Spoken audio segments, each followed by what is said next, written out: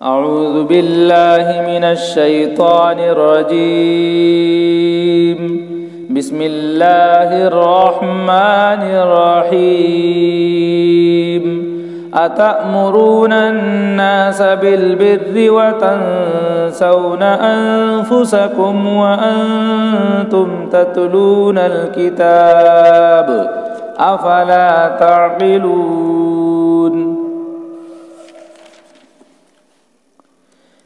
کیا تم لوگوں کو نیکی کا حکم کرتے ہو اور اپنے آپ کو بھول جاتے ہو، حالانکہ تم تو کتاب پڑھتے ہو؟ پھر کیوں نہیں سمجھتے؟ وَاسْتَعِینُوا بِالصَّبْرِ وَالصَّلَاةِ وَإِنَّهَا لَكَبِيرَةٌ إِلَّا عَلَى الْخَاشِعِينَ۔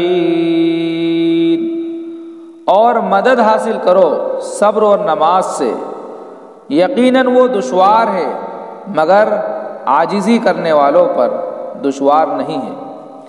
الذین یظنون انہم ملاقو ربہم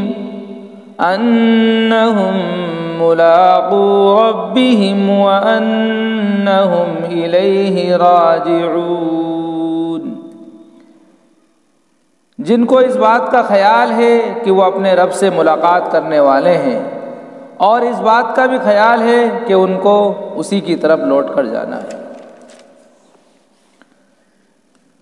بنی اسرائیل سے ایک تفصیلی خطاب ہے جس کا پہلا حصہ چل رہا ہے۔ یہ پہلا حصہ 7 آیتوں پر مشتمل ہے، اور ان 7 آیتوں میں سے شروع کی 3 آیتوں میں بنی اسرائیل کو اللہ تعالیٰ نے اپنی نعمتیں، اپنے احسان یاد دلائے، اور اس کے بعد ان کو اعمال صالحہ کی دعوت دی۔ اعمال صالحہ میں ان کو فرمایا اقیموا الصلاۃ، اعمال صالحہ کی دعوت دی، اور اعمال صالحہ میں یہ وہ اعمال ہیں جن کے ذریعے ان کے ایمان میں بڑھوتری ہوگی، اضافہ ہوگا۔ پہلا عمل ان کو بتایا جا رہا ہے اقیموا الصلاۃ، نماز قائم کرو۔ دوسرا زکوٰۃ دیتے رہو، اور نماز پڑھنے والوں کے ساتھ نماز پڑھو۔ اس آیت کی تفسیر آپ کے سامنے پیش کر دی گئی ہے۔ خلاصہ یہ ہے، اللہ تعالیٰ نے اپنے انعامات جو بنی اسرائیل پر کیے تھے وہ یاد دلائے، اور اعمال صالحہ کی دعوت دی۔ اور یہ وہ اعمال ہیں جن کے ذریعے ایمان میں پختگی پیدا ہوتی ہے، ایمان میں اضافہ ہوتا ہے۔ اور بنیادی عمل نماز اور زکوٰۃ ہے۔ نماز کے ذریعے انسان اللہ کے حقوق ادا کرتا ہے، اور زکوٰۃ کے ذریعے بندوں کے حقوق ادا کرتا ہے۔ وَارْكَعُوا مَعَ الرَّاكِعِينَ، اس کے اندر ایک بات تو یہ بتائی گئی تھی کہ یہودیوں کی نماز میں رکوع نہیں تھا، اس لیے ان سے خصوصی طور پر کہا کہ رکوع والی نماز پڑھو۔ دوسرا مطلب بتایا تھا کہ جماعت کے ساتھ نماز پڑھو، یعنی امت محمدیہ، آخری نبی صلی اللہ علیہ وسلم کی امت پر جو نماز فرض کی گئی ہے جس میں رکوع بھی شامل ہے، تو ان کے ساتھ رکوع والی نماز پڑھو۔ اس آیت کریمہ سے جماعت کی نماز کا حکم معلوم ہوتا ہے۔ اسی آیت کریمہ سے مفسرین اور فقہاء کرام نے اس بات کا استنباط کیا ہے کہ انسان کو نماز جماعت کے ساتھ پڑھنا چاہیے، اور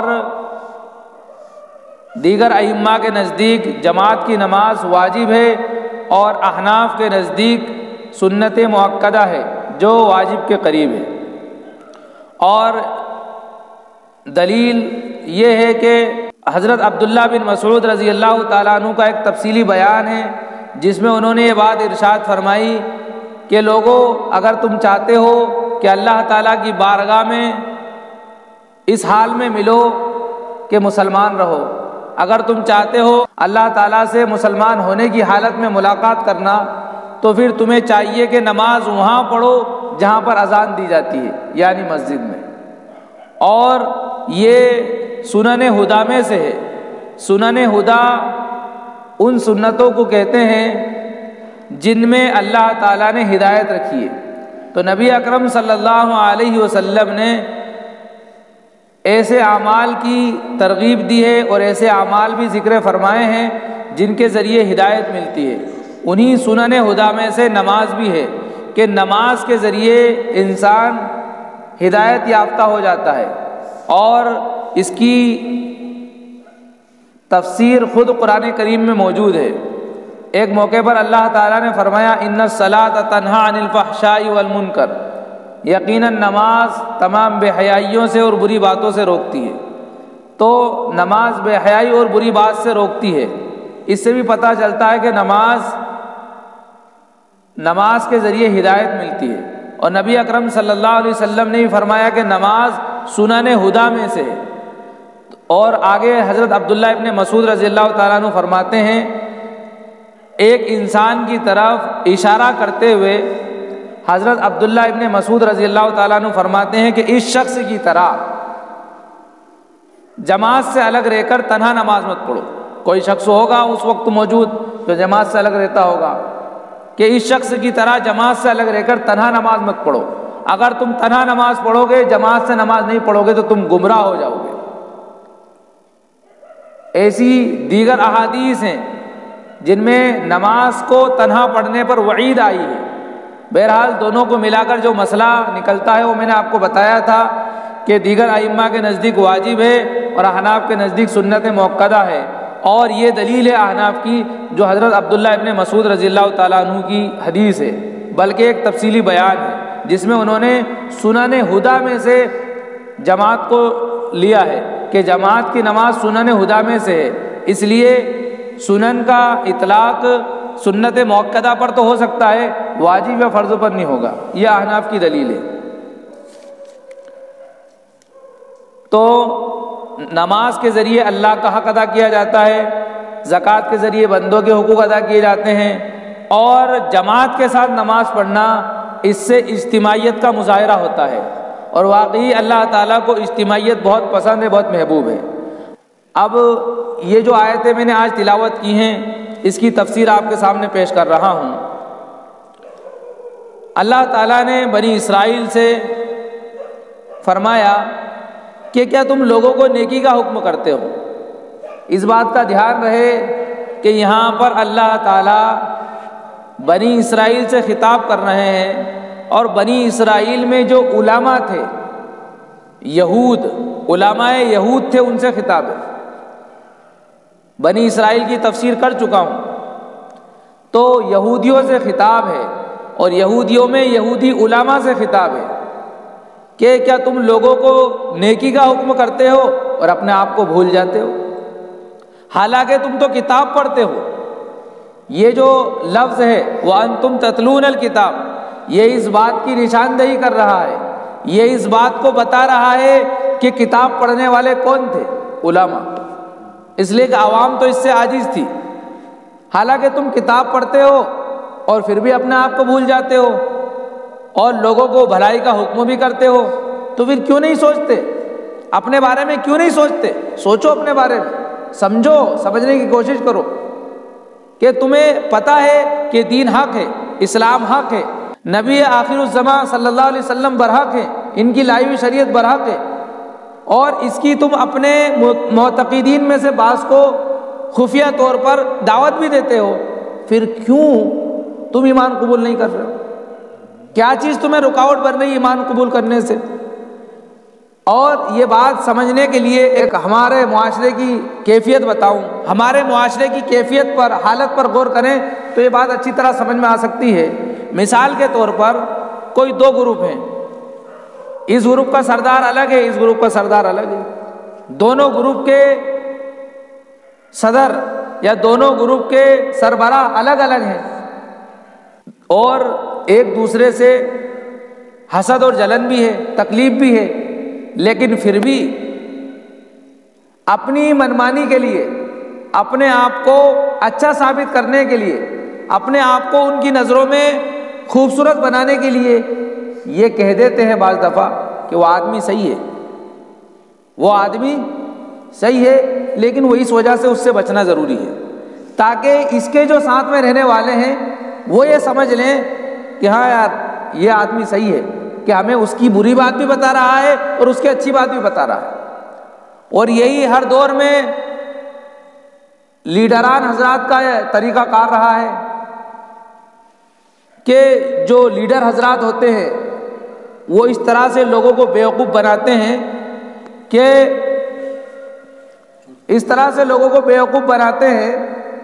کہ برائی تو کرتے ہی کرتے ہیں، لیکن لوگوں کا دل کس طرح جیتے ہیں، اس لیے کبھی کبھی اچھائی بھی بیان کر دیتے ہیں۔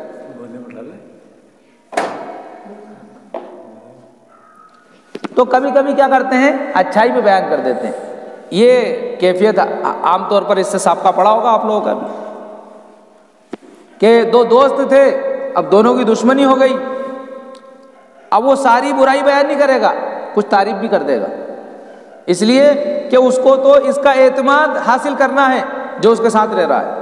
ایسے ہی یہود کے جو علماء تھے وہ اس پالیسی کو اختیار کرتے تھے، اس طرح سے وہ لوگوں کو بیوقوف بناتے تھے اور ان کا بھروسہ اپنے اوپر بحال رکھنا چاہتے تھے۔ اور علماء نے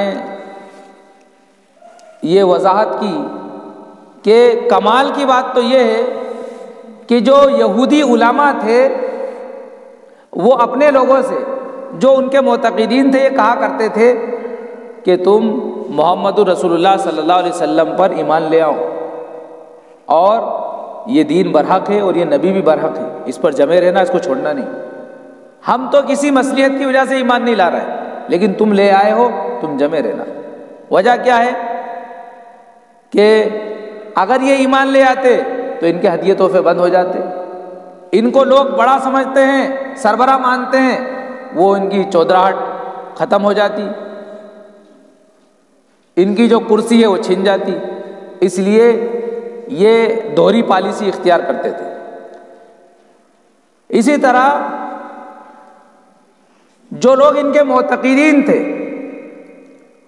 وہ مانتے تو انہی یہود کو تھے، لیکن کوئی انسان نبی آخر الزماں صلی اللہ علیہ وسلم پر ایمان لے آتا اور ان یہود علماء کو پتہ چل جاتا تو کہتے کہ نہیں، گھبراؤ نہیں، تم نے ایمان لے اچھا کیا، تم اسی پر قائم رہنا، یہ تمہارا ایمان لانا صحیح ہے، اور یہ مذہب اسلام صحیح ہے، یہ نبی آخری صحیح ہے، یہ محمد رسول اللہ جو آخری نبی ہے یہ برحق ہے، ان پر ایمان لے آئے ہو، گھبراؤ نہیں، اسی پر جمے رہنا، ہم تو کسی مصلحت کی وجہ سے ایمان نہیں لا رہے۔ اس طرح سے جو ہے حالات پیش آتے تھے، اور یہودی علماء اپنی زبان سے اقرار کرتے تھے کہ تم اس پر قائم رہو، اس دین کو چھوڑنا نہیں۔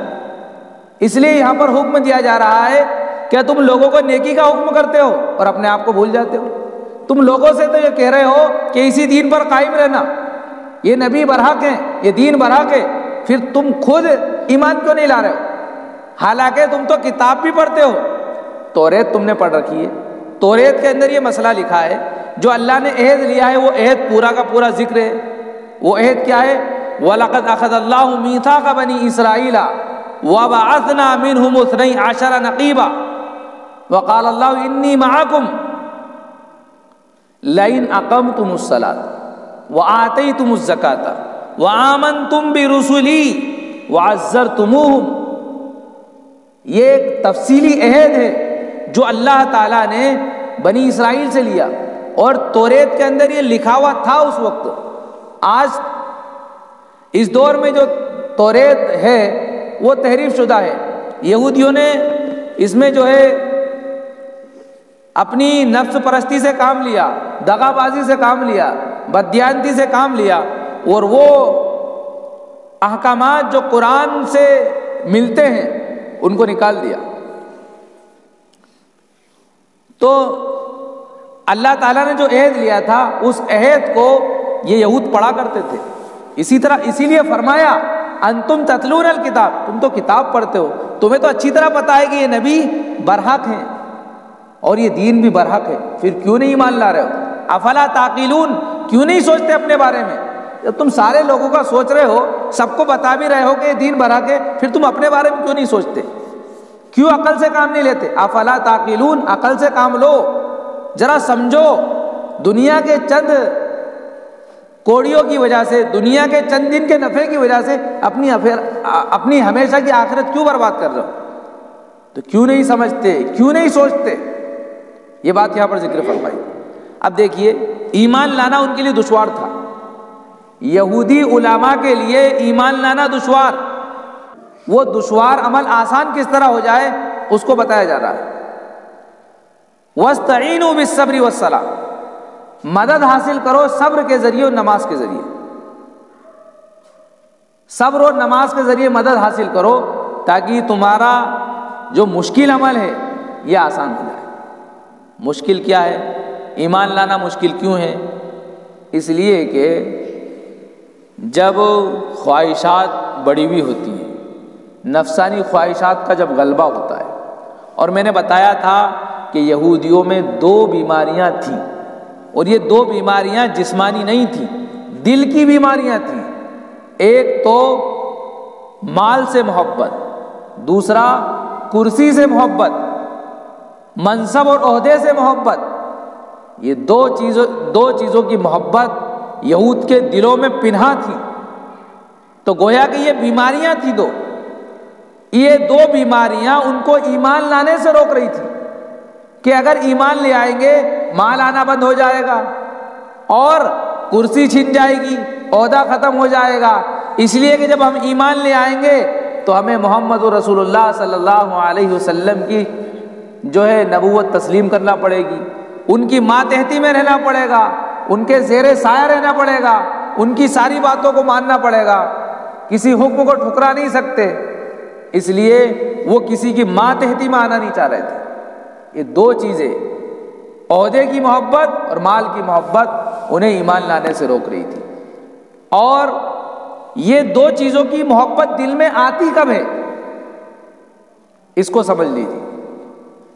ان 2 چیزوں کی محبت دل میں آتی ہے خواہشات کی وجہ سے، غیر ضروری خواہشات پر انسان عمل کر رہا ہے، اور ان خواہشات کا کھوگر جب بن جاتا ہے اور ان خواہشات میں انسان اتنا آگے بڑھ جاتا ہے کہ ان خواہشات کے پورا ہوئے بغیر اس کو مزہ آتا ہی نہیں۔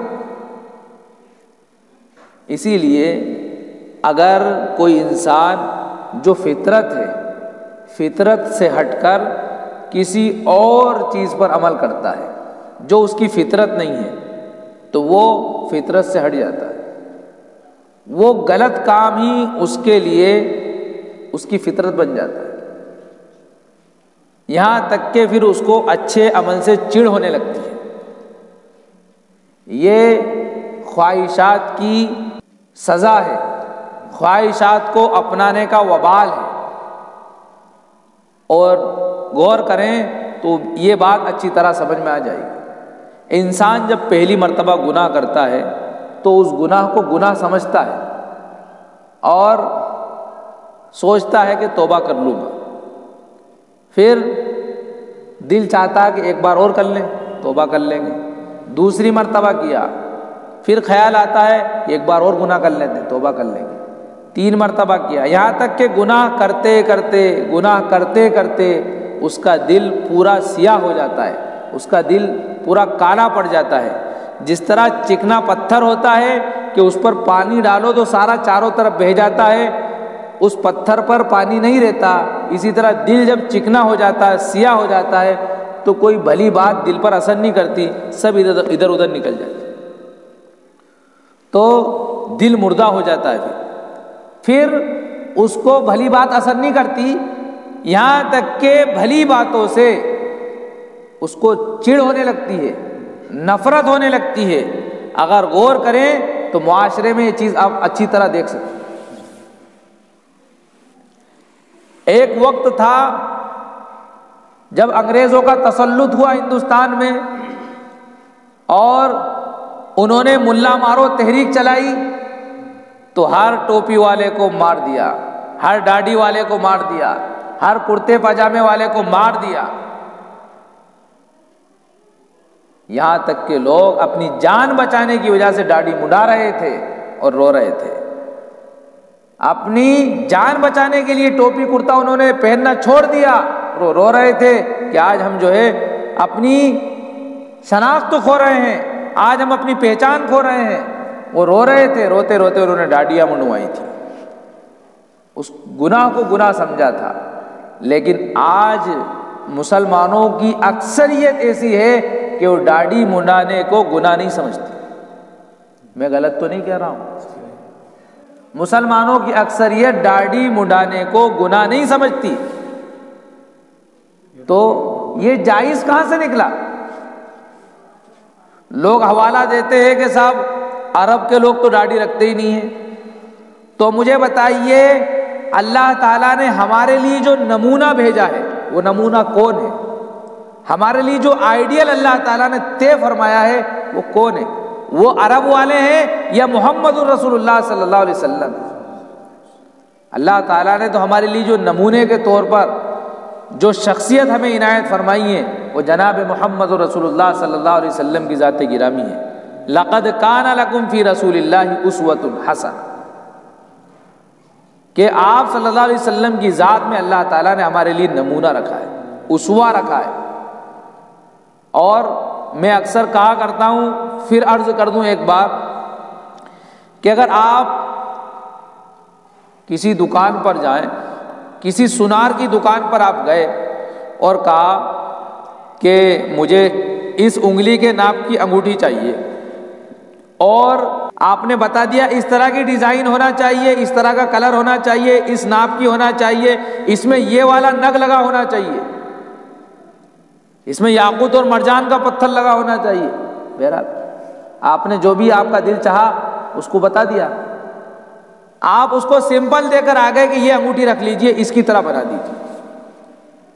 اس نے آپ نے جو سیمپل دیا تھا آپ سے تو لے کے رکھ لیا اس نے، لیکن جب آپ لینے گئے تو کہا کہ آپ کا سیمپل تو ایسے ہی تھا، میں نے 1 نمبر بنا کر دی ہے، پوری دنیا میں ایسی انگوٹھی نہیں ملے گی، اتنی بہترین بنا کے دی۔ نے دیکھا وہ واقعی بہت خوبصورت ہے، لیکن جس انگوٹھی کی طرح آپ بنوانا چاہ رہے تھے، جو سیمپل آپ نے دیا تھا، اس کی یادیں کسی سے جڑی تھی۔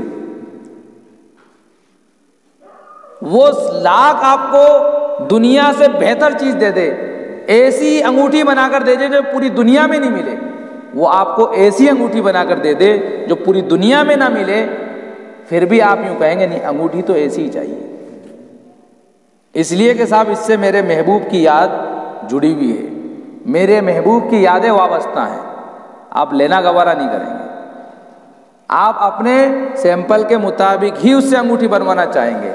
تو پھر اللہ تعالیٰ نے جو سیمپل ہمیں عطا کیا ہے محمد الرسول اللہ صلی اللہ علیہ وسلم کی شخصیت کے ذریعے، وہ اللہ تعالیٰ پھر داڑھی منڈے کو کیسے پسند کر لے گا؟ وہ جو نبی کی شخصیت کو چھوڑ کر، نبی کے اسوے کو چھوڑ کر کسی ایکٹر اور کسی فلم دنیا کے انسان کے پیچھے بھاگتا ہو، کسی دنیاوی گلوکار کے پیچھے چلتا ہو، دنیاوی ایکٹرز کے پیچھے چلتا ہو، اور دنیا داروں کی طرح کٹنگ بنواتا ہو، دنیا داروں کی طرح جو ہے اپنے کام کرتا ہو، اپنے اعمال کو انجام دیتا ہو، اپنے لباس کو اسی طرح سلواتا ہو، تو وہ کیسے نبی، کیسے اللہ تعالیٰ اس کو پسند کر لیں گے؟ اگر آپ اپنے دل سے جواب لیں گے تو دل یوں کہے گا یہ تو سب ایکٹنگ کرنے والے ہیں، ایکٹنگ کے پیسے لیتے ہیں، اصل جو شخصیت تھی وہ تو میرے نبی کی تھی، محمد رسول اللہ صلی اللہ علیہ وسلم۔ اصل جو اس دنیا کے ہیرو تھے، اس دنیا کے ہیروز جو تھے وہ تو صحابہ اکرام تھے، ان کے علاوہ کوئی نہیں ہو سکتا، جنہوں نے جو ہے عملی نمونہ پیش کیا امت کے سامنے۔ میرے کو یہاں پر یہ بتانا تھا کہ شروع میں انسان کوئی غلط کام کرتا ہے تو اس کو غلط سمجھتا ہے، لیکن کرتا رہتا ہے تو پھر اس غلط کو صحیح سمجھنے لگتا ہے، یہاں تک کہ اس کو سمجھنے کی توفیق ہی نہیں ہوتی کہ میں جو کر رہا ہوں غلط ہے یا صحیح ہے، وہ ادھر دھیان ہی نہیں دیتا، وہ کوشش ہی نہیں کرتا اس کو سمجھنے کی کہ وہ سمجھے کہ غلط ہے یا برا ہے، کر گزرتا ہے، یہاں تک کہ اس کو بھلی باتوں سے، نیک باتوں سے، اچھی باتوں سے نفرت ہونے لگتی ہے۔ اور میں نے بارہا ایسے لوگوں کو دیکھا ہے جو کہتے ہیں ارے کیا ہر وقت جو ہے ایک ہی بات لگا رکھی ہے، کیا ہر وقت نماز کی کہتے رہتے ہو، کیا ہر وقت ایک ہی کلمہ پڑھ رہے ہو؟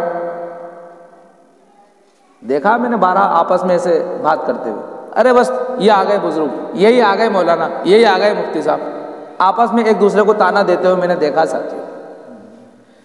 یہ اللہ کو عذاب کو بلانے والی بات ہے، توبہ کرنا چاہیے. تو جب خواہشات انسان کی بڑھ جاتی ہے تو پھر یہ خواہشات جنم دیتی ہیں اس بات کو کہ انسان مال حاصل کرے. اس لیے کہ خواہشات کو پورا کرنے کے لیے مال بنیادی چیز ہے. مرغا کھانے کا دل چاہ رہا ہے، گھومنے کا دل چاہ رہا ہے، اور کافی شاپ پر جا کر کافی پینے کا دل چاہ رہا ہے. میں نے دیکھا لوگوں کو 200 کلومیٹر کا سفر کر کے صرف چائے پینے جاتے ہیں، صرف چائے پینے کے لیے نہیں جاتے. سہارنپور میں ایک ہوٹل کھلی ہے، شملہ ہوٹل، بڑی عالیشان ہوٹل ہے، اپنے پورے علاقے میں نہیں ہے ایسی ہوٹل ہے. سجال پور کے لوگ وہاں صرف چائے پینے جاتے ہیں. ہاں یہ سنی بات نہیں بتا رہا ہوں، صرف چائے پینے جاتے ہیں. سردی کا زمانہ ہے، انسان چائے پیے گا نا. وہاں جا کر میں نے لسی پیتے ہوئے دیکھا ٹھنڈ کے زمانے. کیا چیز ہے جو وہاں تک لے کر گئی؟ کیا وجہ ہے جو یہ وہاں تک گئے؟ یہ خواہشات ہیں جو وہاں تک لے کر گئی ہیں. اور خواہشات کو پورا کرنے میں مال بنیادی چیز ہے. اس لیے جب خواہشاتیں جوان ہو جاتی ہیں تو پھر انسان مال بھی غلط طریقے سے حاصل کرتا ہے اور پھر خود غرض بن جاتا ہے.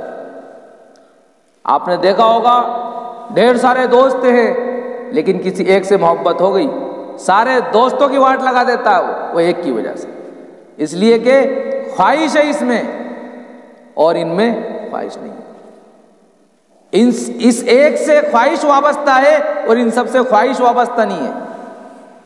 تو خواہشات برائیوں کو جنم دیتی ہیں، خواہشات لڑائی جھگڑوں کو جنم دیتی ہیں، خواہشات انتشار کو جنم دیتی ہیں، خواہشات محبت اور ہمدردی کو ختم کر دیتی ہیں، خواہشات غلط کمانے پر ابھارتی ہیں، خواہشات چوری کرنے پر ابھارتی ہیں، خواہشات انسان کو پوری دنیا میں رسوا کر دیتی ہیں. لوگ اپنے ماں باپ کے زیورات نکال کر بیچ دیتے اس لیے کہ جھوٹی محبت ہو گئی ہے. لوگ اپنے سگوں سے تعلق توڑ لیتے ہیں، اپنے سگوں سے رشتے توڑ لیتے ہیں، ناتا توڑ لیتے ہیں اس لیے کہ جھوٹی محبت ہو گئی. تو خواہشات کے نتیجے میں انسان کہیں کا نہیں رہتا ہے. اور بنیادی سبب کیا ہے خواہشات کو پورا کرنے کا؟ مال ہے. اس لیے کہ مال کے بغیر تو کوئی چارہ کار ہے ہی نہیں. تو پھر انسان مال حاصل کرتا ہے. اور بھی بہت ساری وجہ گنوا سکتا ہوں، لیکن آپ بھی انسان ہیں، عقل سلیم رکھتے ہیں. دنیا کا ہر انسان عقل سلیم رکھتا ہے.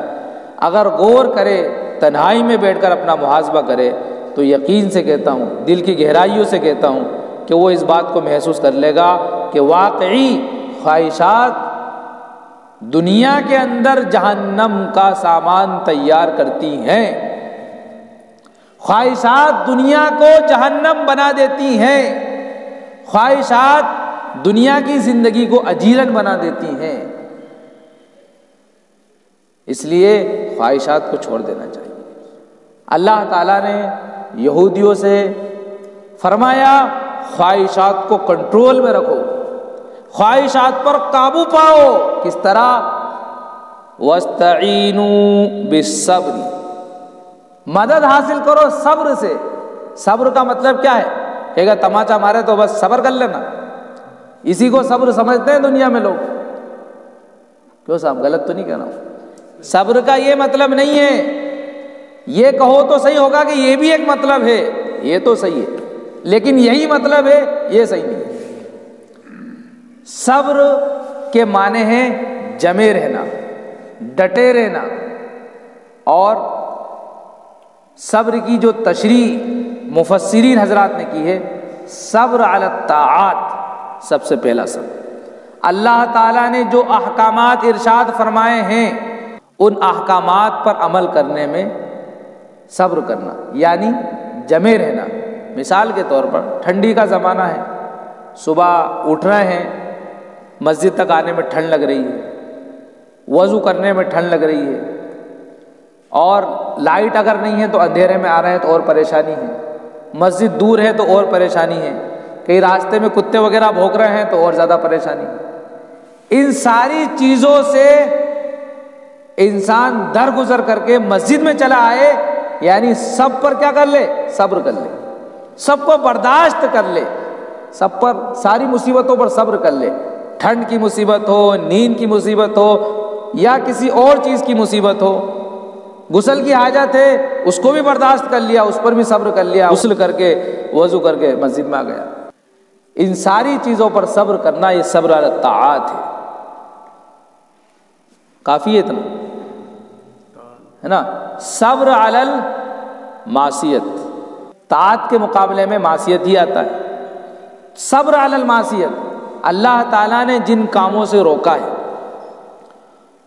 ہے اس واسطے کہ کسی کے حقوق پامال مت کرو، کسی کا دل مت دکھاؤ، کسی کی غیبت مت کرو، کسی کی برائی مت کرو، اور کسی پر ظلم زیادتی مت کرو، اور ماں باپ کے حقوق ادا کرو، بچوں کی صحیح پرورش کرو، بہنوں کو وراثت دو، اور اگر کوئی یتیم پرورش میں ہے اس کی اچھے سے دیکھ بھال کرو، اس کے مال میں سے ذرہ برابر بھی مت لو، جب وہ بالغ ہو جائے، سن شعور کو پہنچ جائے، اس کا مال اس کے حوالے کر دو، اور بہتر یہ ہے کہ اس کا اچھی جگہ نکاح کرواؤ، اچھی جگہ اس کی شادی کرواؤ، لڑکی بالغ ہو جائے اس کی جلدی سے شادی کرو، اچھے شوہر کا انتخاب کرو، اور دینی حلقوں میں اس کی تعلیم کا انتظام کرو، اور گناہوں سے بچو۔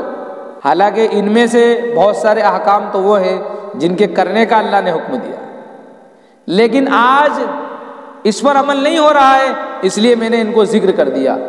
یہ ہے تو طاعت کے اندر، لیکن اس دور میں معصیت کے اندر شامل ہو چکے ہیں، اس لیے کہ انسان مدرسے میں پڑھانے کو عیب سمجھ رہا ہے، اسکول میں پڑھانے کو فخر سمجھ رہا ہے، اور اسکولوں کے ذریعے کیا گد بن رہی ہے آج مسلمانوں کی، آپ اندازہ نہیں لگا سکتے۔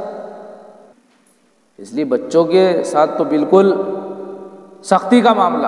آج کیا ہے، بیٹا چائے پیو گے؟ نہیں پیو گے، اچھا ٹھیک۔ دودھ پیو گے؟ پوچھ رہے ہیں، یہ باپ کا فرض نہیں ہے، یہ پیو، یہ کھاؤ، یہ باپ ہے، باپ اس کو کہتے ہیں، یہ کھاؤ، یہ پیو، اس طرح رہو، یہ کپڑے پہنو، یہ باپ کا کام ہے۔ اور یہ باپ کا کام نہیں ہے، بیٹا یہ کھاؤ گے، بیٹا پیو گے، بیٹا ایسا کرو گے، یہ نوکر کا کام ہے، باپ کا کام نہیں ہے۔ شروع سے نوکر بن رہے ہو، بڑھاپے میں چل کے نوکر بننا ہے، ابھی سے باپ بن کے رہو، ہمیشہ باپ بن کے رہو گے۔ کیوں صاحب، اگر غور کرو گے اس میں تو بہت سارے سبق انسان کو مل جائیں گے۔ باپ کو باپ بننا ہی نہیں آتا، ارے باپ کے جو کوالٹی ہے باپ کے اندر ہونا چاہیے وہ کوالٹی تو پیدا کرو۔ کوالٹی پیدا کرو اپنے اندر، اور جب کوالٹی انسان پیدا کرتا اپنے اندر تو وہ بیٹے کے اندر بھی کوالٹی ہوتی، پھر فلاں کا لڑکا سا۔ آج کیا ہے، بچہ تھوڑا سا پڑھ لے تو کیا کہتے ہیں لوگ، یہ فلاں مولوی صاحب کے ابا ہیں، یہ فلاں ماسٹر صاحب کے ابا ہیں۔ جس باپ نے پوری جوانی دیوانی کر دی اس بچے کو پڑھانے لکھانے میں، آج کیا کہہ رہے ہیں لوگ، یہ فلاں صاحب کے ابا ہیں۔ کہنا کیا چاہیے، یہ فلاں صاحب کے بیٹے ہیں۔ اس میں کمال ہے صاحب، باپ نے شروع سے کوالٹی نہیں بنائی، اس لیے باپ کی پہچان کون بن رہا ہے، بیٹا بن رہا ہے۔ باپ اگر کوالٹی اپنے اندر پیدا کرے گا تو ہمیشہ اسی کی پہچان رہے گی، فلاں صاحب کا لڑکا ہے جبھی تو ایسا ہے۔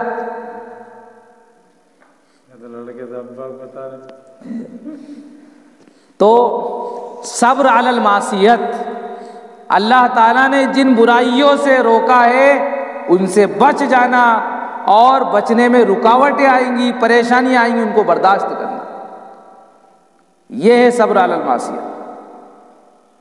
یوسف علیہ السلام کا واقعہ سنا ہوگا آپ نے، زلیخا نے چاروں طرف دروازے بند کر دیے، دروازوں کے اندر تالے لگوا لیے، اور چابی زلیخا کے قبضے میں، اور بالکل اندر والی کوٹھی میں حضرت یوسف اور زلیخا تھے، اور زلیخا اپنے اوپر آمادہ کر رہی تھی حضرت یوسف علیہ السلام کو، اور یوسف علیہ السلام تھے کہ اپنے نفس پر کنٹرول کیے ہوئے تھے، صبر کیے ہوئے تھے اور اس کے بہکاوے میں نہیں آئے۔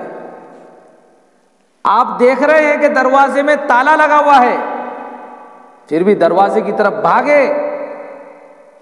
لکھا ہے روایتوں کے اندر تالے ٹوٹتے چلے گئے، دروازے کھلتے چلے گئے۔ اللہ تعالیٰ نے اس طرح اپنے پیغمبر حضرت یوسف علیہ السلام کو بچایا۔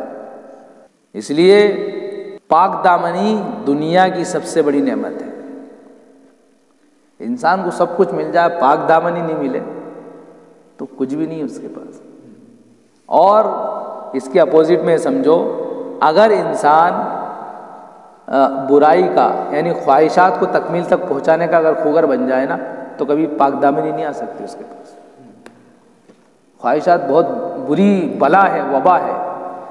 تو اس طرح سے جس طرح سے یوسف علیہ السلام نے اپنے آپ کو برائی سے بچانے میں صبر کیا، اپنے آپ پر کنٹرول کیا، اس طرح سے ہر انسان کو جو ہے برائی سے بچنے میں کنٹرول کرنا چاہیے۔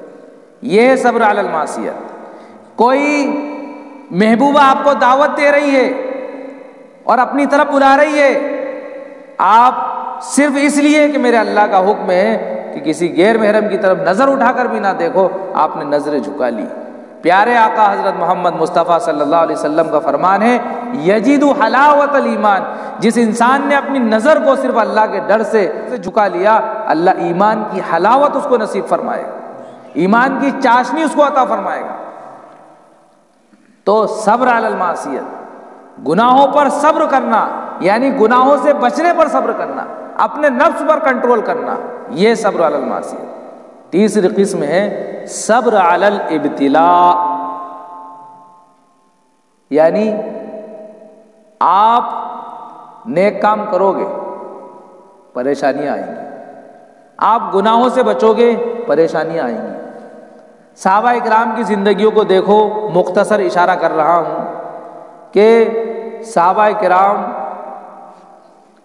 جب اللہ کے نبی صلی اللہ علیہ وسلم کی بعثت کو مان لیے، صحابہ کرام نے اللہ پر ایمان لے آئے، آخری نبی کی رسالت کو تسلیم کر لیا، اس کے بعد صحابہ کرام پر کیا حالات آئے ہیں ہم اچھی طرح جانتے ہیں۔ میں اکثر ایک واقعہ سناتا ہوں، حضرت عمار اور ان کے والد حضرت یاسر رضی اللہ عنہما دونوں موجود ہیں۔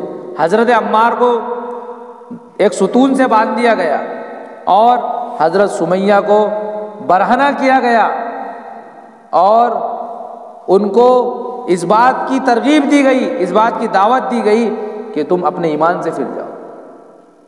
یہ حضرت سمیہ کا استقلال تھا کہ انہوں نے اپنی جان کو دینا گوارا کیا لیکن ایمان سے پھرنا گوارا نہیں کیا۔ ابو جہل کو چڑ آئی اور شرمگاہ میں نیزہ مارا اور ان کو شہید کر دیا۔ بیٹا کھڑا کھڑا دیکھ رہا ہے، کتنی خطرناک آزمائش ہے، ابتلا ہے اللہ کی طرف سے، لیکن جمے رہے، صبر کرتے رہے اس ابتلا پر، اس آزمائش پر۔ پھر اللہ تعالیٰ نے ان کو جو ہے رضی اللہ عنہم ورضوا عنہ کے پروانے سے نوازا۔ تو یہ تو ابتلا کا آخری درجہ ہے، صحابہ کرام نے آخری درجے کی قربانی دی ہے۔ تو گناہوں سے بچنے میں حالات آئیں گے، لوگ کہیں گے کہ گناہ کرو، یہ پیٹ لے جائے گا گناہ کی طرف، یہ خواہشات لے جائیں گی گناہوں کی طرف، یہ نفس امارہ لے جائے گا گناہوں کی طرف، اور انسان کا دل نہیں چاہے گا نیک کام کرنے کی طرف۔ روک لو، اس لیے کہ اللہ کا حکم ہے کہ گناہ مت کرو، روک لو اپنے آپ کو۔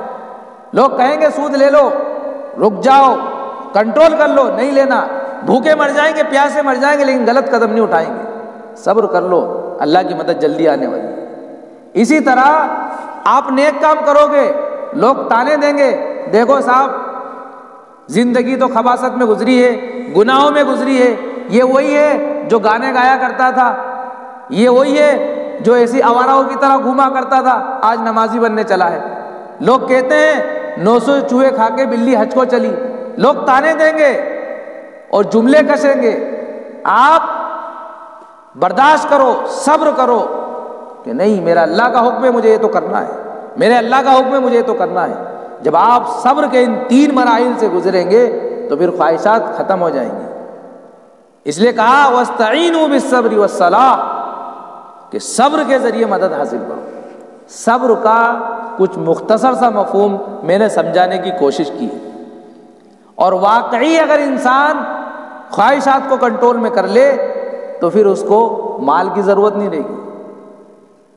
اور یہ تو جو میں نے آپ کے سامنے ذکر کیا ہے صبر کے تعلق سے، یہ تو اللہ نے ان کی ایک بیماری کے ختم کرنے کے لیے دوا تجویز فرمائی ہے۔ وہ بیماری کیا ہے؟ وہ بیماری ہے مال کی محبت۔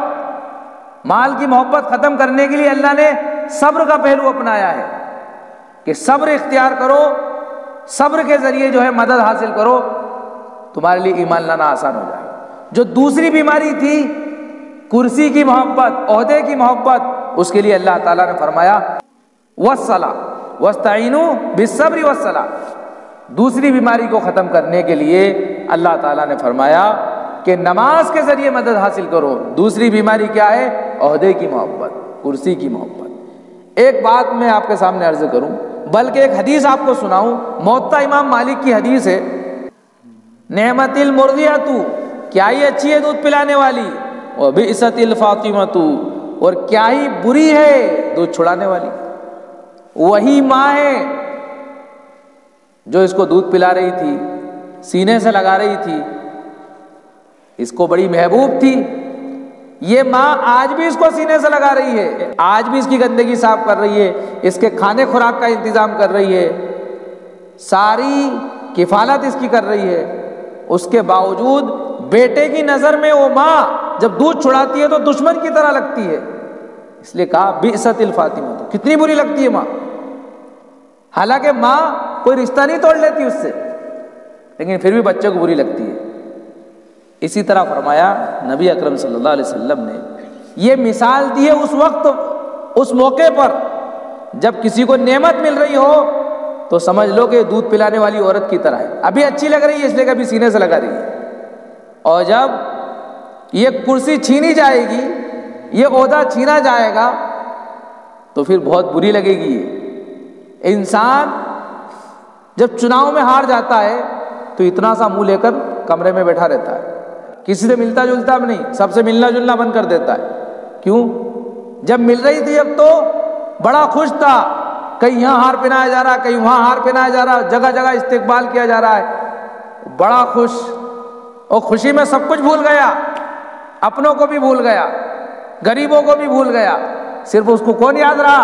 اس کے دوست، اس کے احباب، اس کے رشتہ دار، اس کے پریوار والے، باقی سب بھول گیا۔ جب یہ کرسی چھینی جائے گی اور چھینی گئی تو پھر ذرا سا منہ لے کے کونے میں بیٹھے ہوئے، کوئی نہیں پوچھ رہا۔ یہ مثال دی ہے نبی اکرم صلی اللہ علیہ وسلم نے دودھ پلانے والی عورت سے اور دودھ چھڑانے والی عورت سے۔ اس لیے کرسی کی طلب میں نہ رہو، کرسی کسی کی نہیں ہوئی، آج آپ کی ہے تو کل کسی اور کی۔ اس پر تو آنے جانے والے آتے جاتے رہتے ہیں، تلک الایام نداولها بین الناس، زمانے کا الٹ پھیر ہے۔ اللہ چاہے تو کل کے فقیر کو آج کا بادشاہ بنا دے، اللہ چاہے تو آج کے بادشاہ کو کل کا فقیر بنا دے، یہ اللہ کے قبضے قدرت میں ہے۔ وَتُعِزُّ مَن تَشَاءُ وَتُذِلُّ مَن تَشَاءُ بِيَدِكَ الْخَيْرُ إِنَّكَ عَلَى كُلِّ شَيْءٍ قَدِيرٌ۔ اس لیے کرسی کی طلب میں نہیں لگنا چاہیے۔ میں نے ایک بیماری کے علاج کی، دوا کی کچھ تشریح کرنے کی کوشش کی ہے، دوسری بیماری کے علاج کی تشریح میں کر چکا ہوں گزشتہ سبق کے اندر، پھر آئندہ سبق میں انشاءاللہ کروں گا۔ اللہ تعالیٰ ان دو بیماریوں سے، وہ دو بیماریاں کون سی؟ مال کی محبت اور عہدے کی محبت، دونوں بیماریاں یہودیوں کی بیماریاں ہیں۔ یہ بیماریاں یہودیوں میں کثرت سے پائی جاتی تھیں، آج پوری امت میں پائی جا رہی ہیں۔ اللہ تعالیٰ اس سے ہماری حفاظت فرمائے، اللہ تعالیٰ اپنی حفظ و امان میں رکھے، اللہ تعالیٰ اپنے دین پر قائم دائم رکھے، اللہ تعالیٰ اپنی مرضی پر اور پیارے آقا حضرت محمد مصطفیٰ صلی اللہ علیہ وسلم کے نقش قدم پر زندگی گزارنے والا بنائے، آمین۔ سبحان اللہ و بحمدہ، سبحانک اللہم و بحمدک، نشہد ان لا الہ الا انت، نستغفرک و نتوب الیک۔ سبحان ربک رب العزت عما یصفون وسلام علی المرسلین والحمد للہ رب العالمین۔ سمجھ میں آیا آپ لوگوں کو؟